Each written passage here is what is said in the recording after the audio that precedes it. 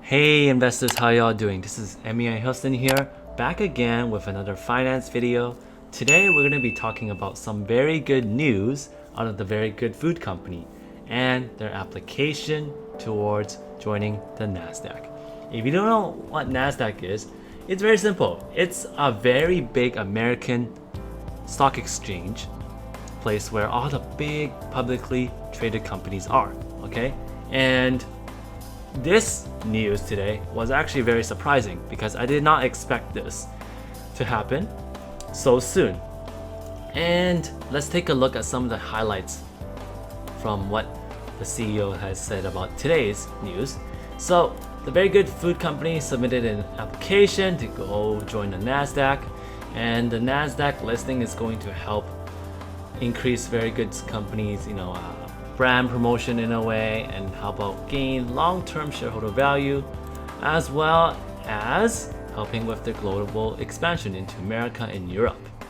Okay, and as you can see here, a Nasdaq listing represents a big milestone in our growth as a publicly traded company.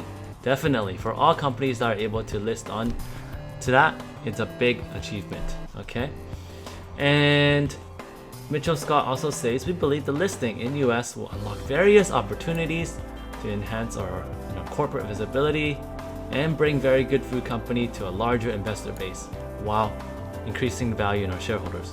Now, I didn't expect this small plant-based Canadian company to apply so soon, actually, because looking at the market capitalization, the market value for this company, it's actually very, very small. It's a super small value company in a way, okay? Less than 1 billion. And I was looking at the requirements to joining the Nasdaq, and it's actually quite simple, yet a little bit complicated to understand. And so in today's video, I'm gonna actually explain to you all if the very good food company could actually make it, okay? So as you see here, here's the requirements. The companies must meet all of the criteria under one of the columns. So you see here, you get 4 of these financial requirements, right? So first off, you actually have to meet the financial requirements and also the liquidity requirements. Today, I'm just gonna go over the financial requirements because I'm much more better at explaining that. And if you can't even meet that, then you won't have a chance at liquidity. So these are the 4 requirements, okay, the 4 categories, and you at least have to meet all of them, okay? So you look at 1, it's earnings. Number 2 is your market capitalization with your current cash flow.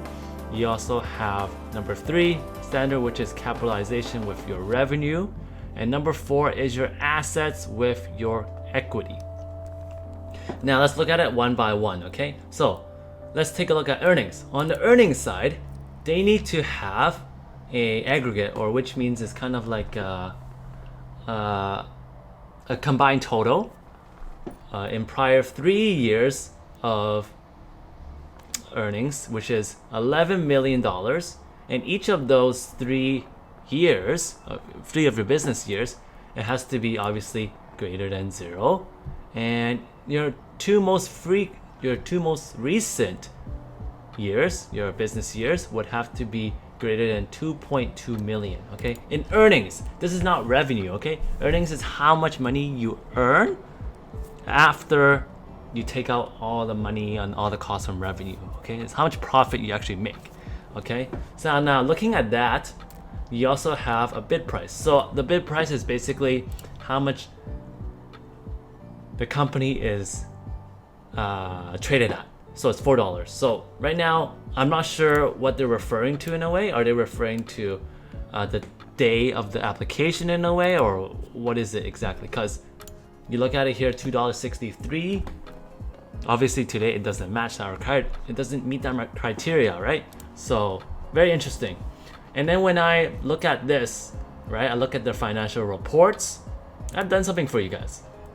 So looking at standard 1 earnings, they obviously do not meet this. You know why? Well, looking at their their profits, they actually don't have profits. You know why? You look at the revenue from last year, and you look at their net loss and the expenses, and it's 13 million. Okay, negative 13 million at a loss. Okay, so there's no way they can qualify for that, and so that's why I put an X right here.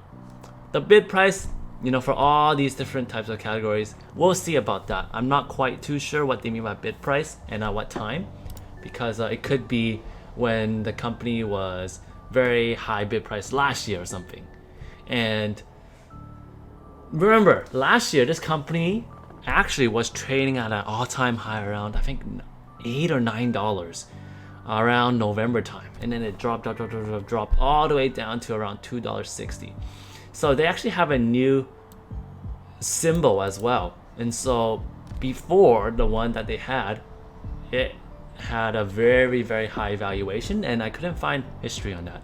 But maybe in the comment section below, you guys can help me with that. And anyways, you see here, since this new, this new exchange that they joined in, the Toronto Stock Exchange for Ventures, at some point they did reach that $4 bid price. It was higher than that at some point, which was good because they needed that.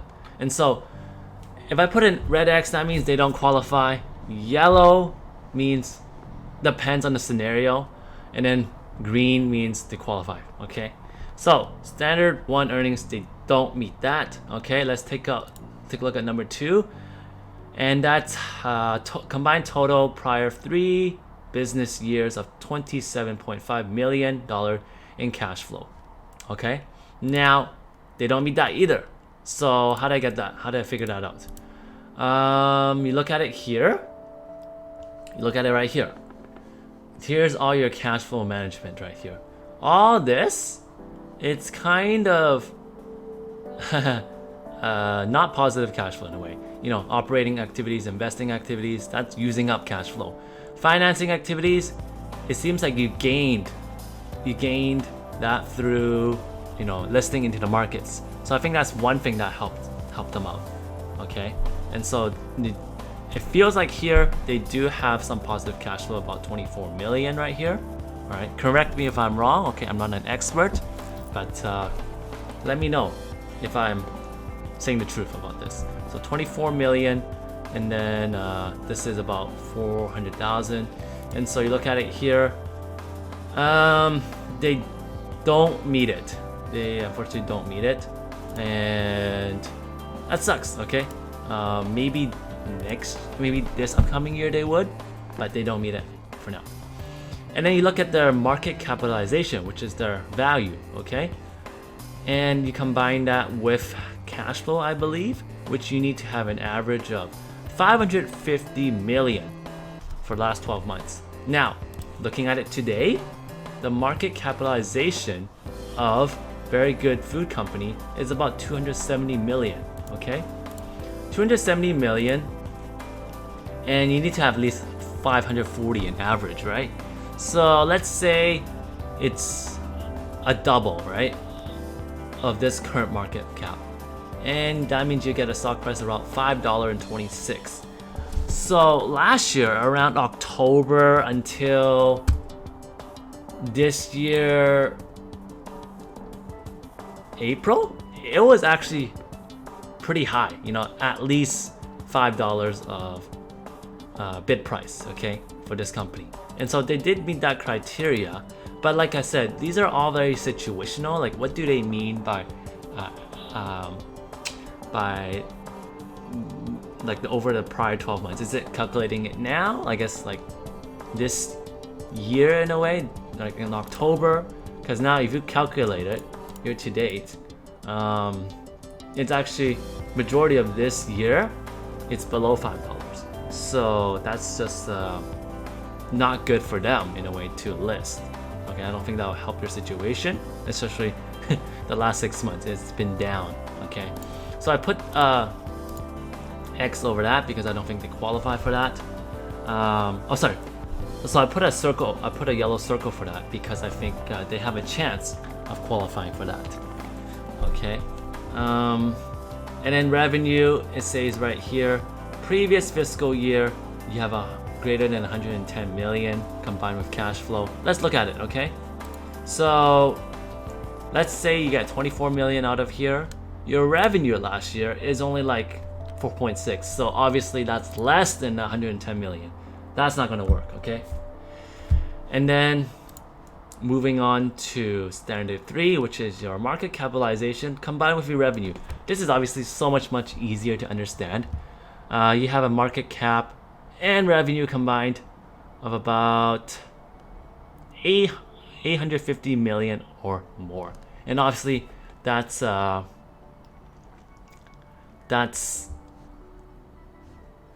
depending on when they actually applied. And if I look back onto the email itself, let's see, did they say exactly? They say they have submitted initial application, so I guess this is fairly recent. And so if it's fairly recent, I'm just curious how they're able to make it. Honestly, this is my idea, because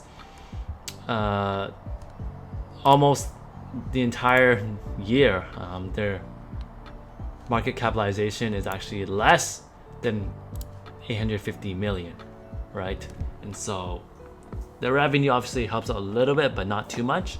And so I think how they're able to meet this expectation is because of October, November, December last year, when the company was at almost like an all-time high of like $8-9, and they made their market capitalization about like $1 million, I think, yeah, about $1 million should be.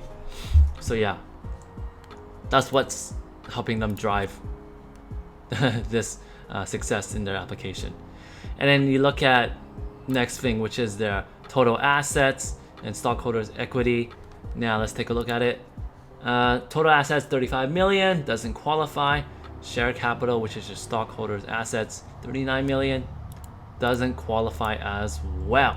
Okay, so overall, did they meet expectations for this? I don't think they did. So I'm just so curious how they're able to actually meet the financial requirements.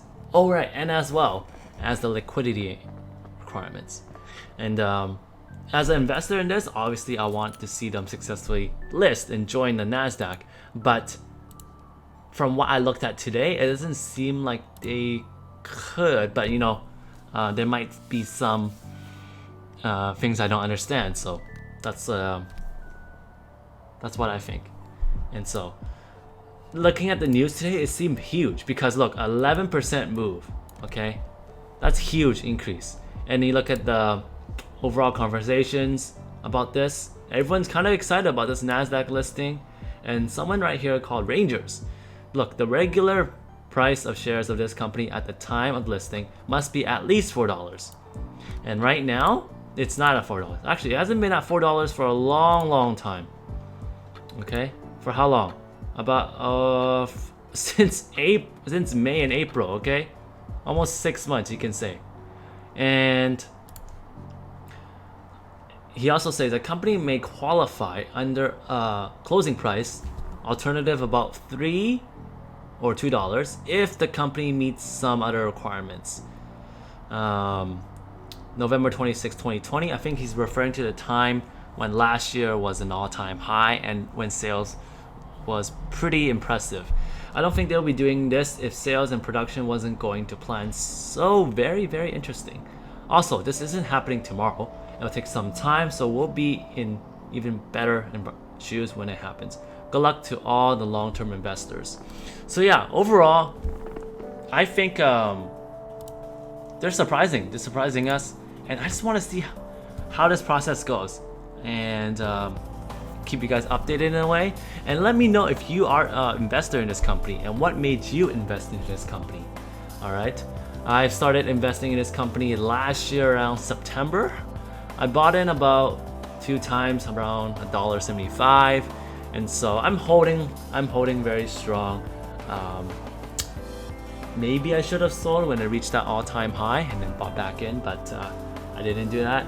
And so, you know what? I'm a long-term investor. That's what it is. I hope you all learned something important from this. And yeah, if you have time, check out some of my other videos where I do other finances, other finance videos. I also do gaming and also my own well-being journey in a way. So yeah, so join into the journey, and I hope you all have a lovely, lovely day. Take care.